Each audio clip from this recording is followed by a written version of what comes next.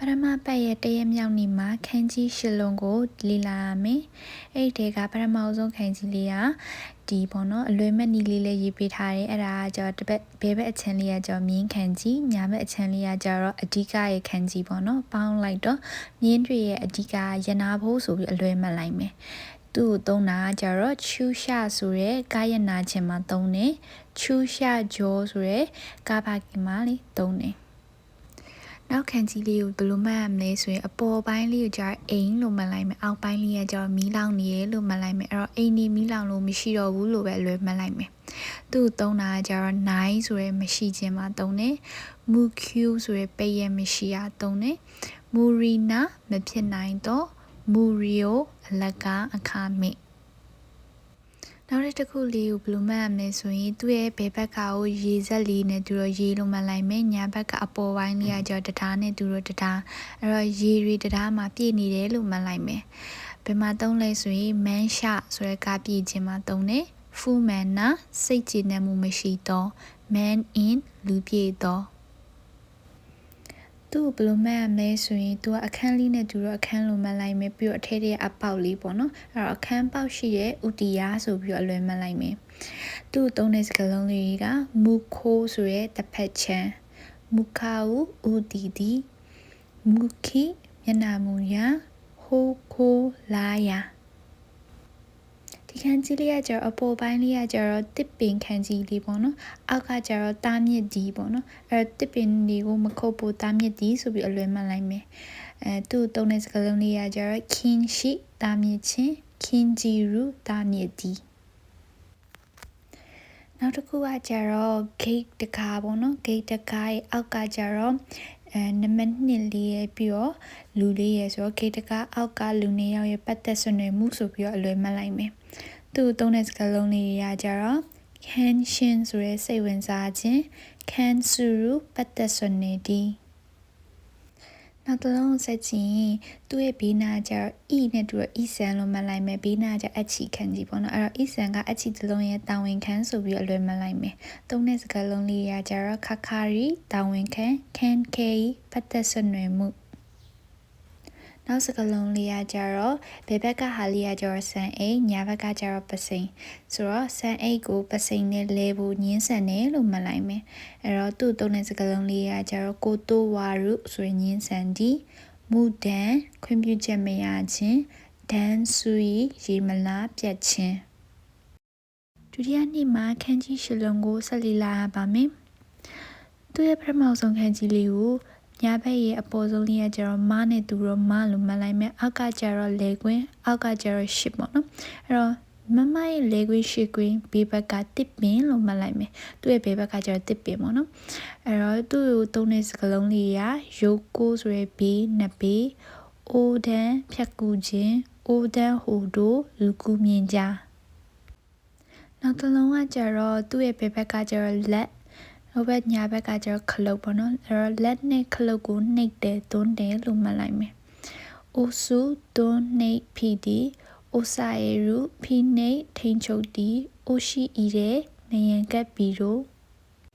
နောက်တစ်လုံးကကျတော့ဒီအောက်ကကျတော့ i နဲ့တူတော့ i လို့မှတ်လိုက်မယ်ပြီးတော့သူ့အပေါ်ကကျတော့1နဲ့တူတော့1ပြီးတော့ဟိုကကျတော့ရှိနဲ့တူတော့ရှိလို့မှတ်လိုက်မယ်အဲ့တော့ i ကပတ်စံရှိတာနဲ့တယောက်တည်းအခမ်းအနားပွဲကြီးသွားတယ်လို့မှတ်လိုက်မယ်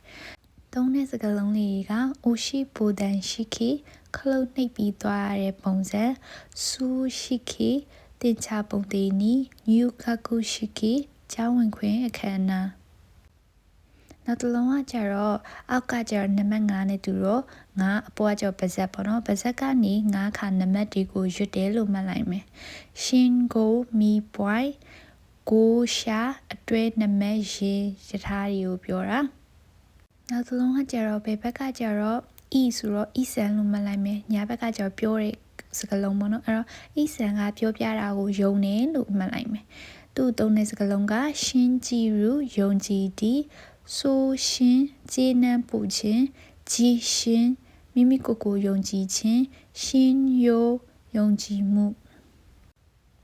နောက်ထပ်စကားလုံးကကြတော့ဘယ်ဘက်ကကြတော့ကြောက်တော့ညာဘက်ကကြတော့အောက်ကကြတော့ငှက်အပေါ်ကကြတော့အမိုးလေးပေါ့နော်အဲ့တော့ကြောက်တုံးနဲ့အမိုးအောက်ကငှက်ကိုတေချောင်ပြစ်တယ်လို့မှတ်လိုက်မယ်နော်သူ့သုံးတဲ့စကားလုံးလေးကထာရှိကနာတေချာတော့ထာရှိကမေရုတေချောင်လို့ဒီမှန်မှန်စစ်စစ်ဒီစေကကုနာတိကြမှန်ကန်တော့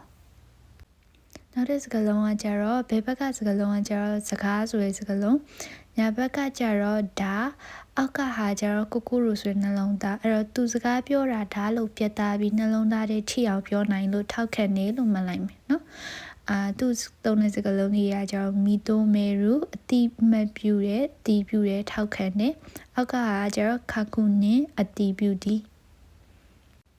နောက်တစ်လုံးကကြတော့အတောင်ပေါ့နော်အတောင်လေးကနှစ်ခုရှိတော့အတောင်နှစ်ဖက်နဲ့ပြန်တန်းတယ်လို့မှတ်လိုက်မယ်သူသုံးတဲ့စကားလုံးတွေကတိုဘူးပြန်တန်းဒီဟီခိုဂျိုလေကွင်းလေစိတ်တို့ရဲ့နေလေးမှာခန်းကြီးခုနှလုံးဆက်လီလာကြမယ်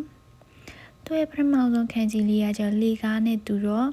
လေကားဆိုတာအရေးပေါ်ခြေနေမှာသုံးဖို့ဆိုပြီးတော့အလွယ်မှတ်လိုက်မယ်နော်သူ့သုံးတဲ့စကားလုံးလေးကကျတော့ဟီဂျိုနိုအရေးပေါ်ရုပ်တရက်ဟီဂျိုနီအလွန်အင်မတန်ဟီဂျိုကူချီအရေးပေါ်ထွက်ပေါက်နောက်တစ်လုံးကကျတော့သူ့အပေါ်လေးကကျတော့အမိုးအောက်ကကျတော့ပါဇက်ပေါက်နဲ့တူတော့ပါဇက်ပေါက်အောက်ကကျတော့တောင်ပြောင်းပြန်လေးပေါ့နော်သူ့အလွယ်လေးမှတ်နီးလေးကကျတော့အမိုးအောက်မှာပါဇက်နဲ့စားဖို့တောင်ပုံရပုံလူတွေအမြဲရောက်လာရဲလို့မှတ်လိုက်မယ်နော်သုံးတဲ့စကားလုံးလေးကနီချီဂျိုနိုနေစဉ်သုံးစေဂျိုနာပုံမှန်ဖြစ်တော့နောက်ခန်းကြီးလေးကကြတော့ဒီညာဘက်အပေါ်လေးကကြလူလေးနဲ့တူလို့လူနှစ်ယောက်ထိုင်နေတဲ့ပုံစံလေးပေါ့နော်အောက်ကကြအဖြူရောင်ပြီးတော့ဒီဘက်ပုံစံဘီတာအထက်ပေါ့နော်အဲ့လိုမှတ်လိုက်မယ်ပေါ့နော်ဘီအထက်ဘီတာအထက်အလွယ်မနီကလူနှစ်ယောက်ကအဖြူရောင်ဘီတာအထက်ကိုတက်တယ်လို့မှတ်လိုက်မယ်နော်သုံးတဲ့စကားလုံးတွေကနနီနနီခိုင်ဆိုပြီးတော့အထက်အလွှာတွေမှာသုံးတယ်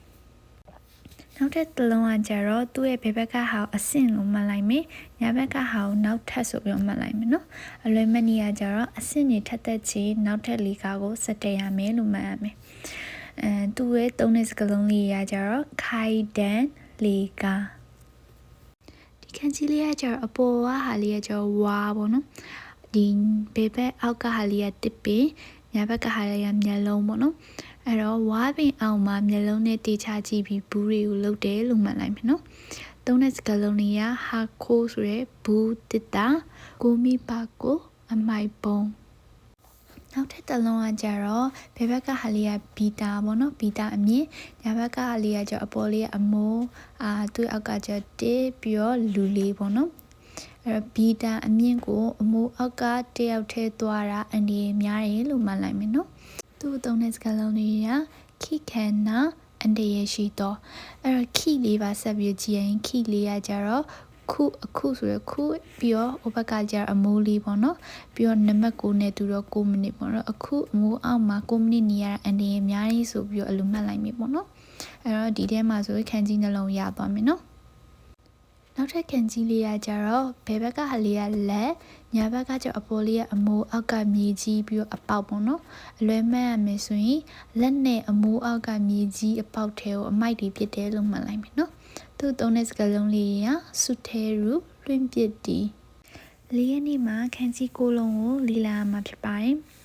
သူရဲ့ပထမဆုံးခန်းကြီးလေးကိုမှတ်ရမယ်ဆိုရင်ဘယ်ဘက်ကဟာလေးကကျအချီညာဘက်ကအပေါ်လေးကအဖြူအောက်ကကျရေလေးပေါ့နော်အဲ့တော့အလွယ်မှတ်ရရင်အဖြူရောင်ရေမြင့်ချောင်းကိုအချီနဲ့ဆွဲတယ်လို့မှတ်လိုက်မယ်နော်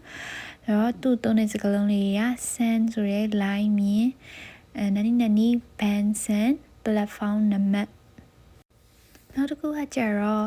ဒီအပေါ်ကကြတော့အမိုးပြီးအောက်ကကြတချောင်းဆွဲထားတော့တစ်ပြီးအောက်ကကြ TV မျက်နှာပြင်ပေါ့နော်အဲ့လိုမှတ်လိုက်ပြီပေါ့နော်အဲ့တော့အမိုးအောက်မှာတစ်နေ့လုံး TV screening 3TV မျက်နှာပြင်ကိုထိုင်ကြည့်နေရလို့ပဲမှတ်လိုက်မယ်ပေါ့နော်အဲ့တော့သူသုံးတဲ့စကားလုံးလေးက Sandman မျက်နှာပြင်တစ်ခုလုံး nani Homan တစ်ခုခုရဲ့ဘက်အရက်မျက်နှာ Garment ဖန်သားပြင်နောက်တစ်ခုခန်းကြီးလေးကိုကြတော့အပေါ်ကဟာလေးရဲ့ကျအမိုးလေးပေါ့နော်အောက်ကကျ၄ချက်ရှိတော့၄အောက်ဆုံးကကျတော့နေထွက်တာပေါ့နော်အဲ့လိုမှတ်လိုက်မယ် သူ့အလွယ်မှန်ရရင်အမိုးအောက်ကလူ၄ယောက်ကနေထွက်တဲ့အချိန်ထားတာပုံမှန်ပဲပေါ့နော်သုံးတဲ့စကားလုံးလေးကဖူဆူနိုရိုးရိုးတာမန်နောက်ခန်းကြီးလေးကကြတော့နာမည်ခန်းကြီးနဲ့ပုံစံတူရပေါ့နော်အဲ့တော့လူတိုင်းမှာနာမည်ကိုစီရှိရဲလို့မှတ်လိုက်မယ်နော်သူ့သုံးတဲ့စကားလုံးလေးကခါခုအေခီဘူရာတိုင်းဘူဒါအတီတီခါခုကြီးလူတိုင်းခါခုခုနိုင်ငံတိုင်းနောက်တစ်လုံးကကြတော့သူအပေါ်လေးကကြတော့အမိုးပေါ့နော်အောက်ကလူဘယ်ဘက်ကကြတော့နှစ်ပေါ့နော်နှစ်ချက်ဆိုနှစ်အဲ့တော့အမိုးအောက်ကိုနောက်ထပ်လူနှစ်ယောက်ရောက်လာတယ်လို့မှတ်လိုက်မယ်နော်သူ့သုံးတဲ့စကားလုံးလေးကဆူဂီနောက်မိုကူဂျီမာတီကာဂျီခိုင်နောက်တစ်ကြိမ်နောက်တစ်လုံးကကြတော့အပေါ်လေးကကြတော့ညာဘက်အပေါ်လေးကရယူပေါ့နော်အောက်ကကြလူသူ့ရဲ့ဘန်လေးကကြခုခုရနေတော့နည်းနည်းဆင်းနေပေါ့နော်အဲ့လိုမျိုးမှတ်လိုက်မယ်လွယ်မှတ်ရမယ်ဆိုယူဆိုတဲ့လူနဲ့တွေ့နှလုံးသားကအရှိန်မြင့်လာတယ်လို့မှတ်လိုက်နော်သုံးတဲ့စကားလုံးလေးကခိုင်ဆိုကူအမြန်နောက်တစ်လုံးကကြတော့ဘယ်ဘက်ကဟာလေးကလမ်းညာဘက်ကကြတော့ပန်းစီပေါ့နော်အဲ့တော့အဲ့လမ်းမှာပန်းစီကိုမြင်မြန်သွားဝယ်မယ်လို့မှတ်လိုက်မယ်နော်သူ့သုံးတဲ့စကားလုံးလေးကဟာယာယီမြန်တော့ခိုးဆိုကူဒိုရိုအမြန်လမ်းဆိုကူဒိုအမြန်အရှိန်နောက်တစ်လုံးကကြတော့ဒီညာဘက်ကကျတော့နှစ်ထပ်ပေါ့နော်နှစ်ထပ်အိမ်ရှိရဲ့လမ်းဘေးနားကျတော့လမ်းပေါ့နော်အဲ့တော့နှစ်ထပ်အိမ်ရှိရဲ့လမ်းကိုဖြတ်ကျော်သွားတယ်လို့မှတ်လိုက်မယ်နော်သုံးတဲ့စကားလုံးလေးကကြတော့ဆူဂီရူကျော်လွန်ကြီးဆူခါဖြတ်ကျော်ခြင်းခါခိုးအတိတ်နောက်ထပ်တစ်လုံးကကြတော့ဘယ်ဘက်ကဟာပတ်စံညာဘက်ကကြတော့ဆုံးရှုံးနေဆိုတဲ့ခံကြီးပေါ့နော်အဲ့တော့အလွယ်မှတ်ရမယ်ဆိုရင်ပတ်စံဆုံးရှုံးသွားလို့မြေရောက်ရထားပဲစီးတော့တယ်လို့မှတ်လိုက်မယ်နော်သုံးတဲ့စကားလုံးတွေကထေစုတန်ချီခထေစုမြေရောက်ရထားထေစုတိုတန်လန်းငါးရက်နေ့မှာခန်းကြီးရှလုံးကိုဆက်ပြီးတော့လေ့လာရမှာပါပထမဆုံးခန်းကြီးလေးကကြတော့ဘယ်ဘက်ကဟာလေးကကြတော့လက်ညာဘက်ကကြတော့အပေါ်လေးကကြတော့လူတစ်ယောက်ပေါ့နော်အောက်ကကြတော့နေအဲ့တော့ထိုင်နေတဲ့လူတစ်ယောက်ကနေတိုင်းလက်ညှိုးထိုးပြီးတော့ညွှန်ပြရဲလို့မှတ်လိုက်မယ်နော်သူ့သုံးတဲ့စကားလုံးလေးက UB လက်ချောင်းရှိသေးညွှန်ပြခြင်းတတ်မှတ်ခြင်းရှိသေးစေခီတတ်မှတ်ထားတော့ထိုင်ကုန် UB ဝလက်စွပ်နောက်ထပ်ခန်းကြီးလေးကကျတော့အပေါ်ဟာလေးကအမိုးအောက်ကကျတော့မှန်ကန်သောရဲ့ခန်းကြီးလေးပေါ့နော်အလွယ်မှတ်ရမယ်ဆိုရင်အမိုးအောက်မှာမှန်ကန်ကန်နေဖို့သတ်မှတ်တယ်လို့မှတ်မယ်နော်သုံးတဲ့စကားလုံးလေးက take qb သတ်မှတ်ထားသောပုံသေးပိတ်ရဲ့ ante ခိုင်မြဲမှုတည်တံ့မှုနောက်ထပ်ခန်းကြီးလေးကကျတော့ဒီပေါ့နော်တောင်ပြောင်းပြန်လေးရပြီးတော့မနဲ့တူတဲ့ပုံစံလေးရပေါင်းထားတာပေါ့နော်အဲ့တော့အလွယ်မဲ့ရရင်အမကတောင်တက်တဲ့အခါထိုင်ကုန်ပါယူသွားတယ်လို့မှတ်မယ်နော်သုံးတဲ့စကားလုံးလေးကစိတ်ခိထိုင်ကုန်ရှူစိတ်ခိတက်ရောက်ခြင်းခဲစိတ်ခိပြက်ကွက်ခြင်းနောက်ထပ်တစ်လုံးကကျတော့လေကွင်းရပြီးအပေါ်ကတစ်ချောင်းလေးထိုးထားတယ်ပေါ့နော်အဲ့တော့လေကွင်းတဲ့ကိုတယောက်တည်းသွားရတဲ့အကြောင်းပြချက်ဆိုပြီးတော့မှတ်မယ်ပေါ့နော်သူ့သုံးတဲ့စကားလုံးလေးကဂျူနာလူလက်တော့ရီယူအကြောင်းပြချက်စင်ကြီးဂျီယူစေခီလူတိုင်းထိုင်နိုင်သောထိုင်ကုန်နောက်ထပ်ခန်းကြီးလေးကကြတော့ပေါ်ဟာလေးကကြတော့စပါပေါ့နော်အောက်ကလေကွင်းအဲ့တော့လေကွင်းထက်ကစပါကိုနမတ်စင်တက်တယ်လို့မှတ်မယ်ပေါ့နော်သူ့သုံးတဲ့စကားလုံးလေးကဘန်နမတ်ဘန်ကိုနမတ်နနီဘန်ဆန်ပလက်ဖောင်းနမတ်နောက်တစ်လုံးကကြတော့အပေါ်ဟာလေးကအမိုးသူ့အောက်ကရှေ့ပြီးတော့သူ့အောက်ကကျတော့မူပေါ့နော်မူကိုကျတော့ move လို့ပဲမှတ်လိုက်မယ်အောက်ကနှလုံးသားလေးပေါ့နော်အဲ့တော့အလွယ်မှတ်ရရင်အမိုးရှစ်ထက်ကို move ထားတဲ့နှလုံးသားပင်ပေါက်လို့မှတ်မယ်နော်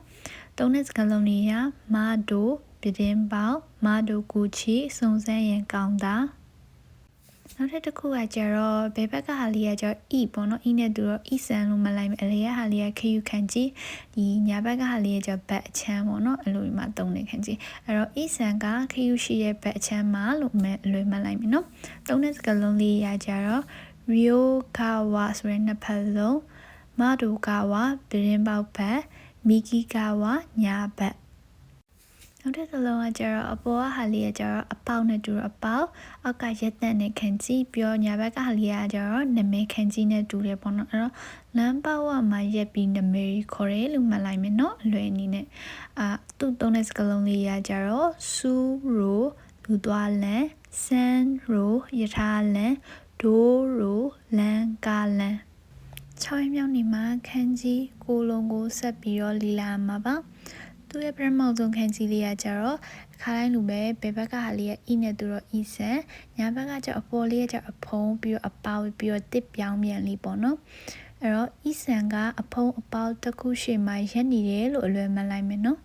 သူ့ကိုသုံးတဲ့စကားလုံးလေးကထေရှာကာယထာရက်ချင်းဘတ်စုထေယီဘတ်စကာမှတ်တိုင်းနောက်တစ်ခုကကျတော့ဘယ်ဘက်ကဟာလေးကကျတော့မြန်တဲ့ခန်းကြီးမှာသုံးတဲ့ဟာလေးပေါ့နော်ညာဘက်ကကျတော့အောက်အပေါ်လေးကကျတော့အမားပုံစံနဲ့တူတော့အမားလေးပေါ့အောက်ကကျတော့မှန်ကန်တော်ဆိုတဲ့ခန်းကြီးလေးပေါ့နော်အဲ့တော့သူ့အလွယ်မှတ်ရမယ်ဆိုရင်စီးစင်းတဲ့ဆိုတာမြန်စရာမလိုပဲအမားနေပြီးမှန်မှန်ကန်ကန်နဲ့တိတ်ရအောင်လုပ်ရမယ်ဆိုပြီးတော့အလွယ်မှတ်ပဲပေါ့နော်သူ့သုံးတဲ့စကားလုံးလေးက say re တိတ်ရအောင်လုပ်ခြင်း say re can နံပါတ်စဉ်အလိုက်လက်မှတ်နောက်ထပ်ခန်းကြီးလေးကကျတော့ line တွေ့တော့နှစ်လို့မှတ်လိုက်မယ်အောက်ကဟာလေးကကျတော့လူခန်းကြီးနဲ့တူတော့လူပြီးတော့ခတနာခန်းကြီးလေးနဲ့တူတော့ဓာလို့မှတ်လိုက်မယ်အဲ့တော့လူနှစ်ယောက်ကဓာတိုင်းလက်မှတ်ဝယ်ဖို့စောင့်နေလို့အလွယ်မှတ်လိုက်မယ်နော်သူ့သုံးတဲ့စကားလုံးလေးကချူရှာခန်းကာယနာခွင်လက်မှတ်ခိုင်စုခန်းကူပွန်လက်မှတ်ဂျိုးရှာခန်းကာယထာစီဒီလက်မှတ်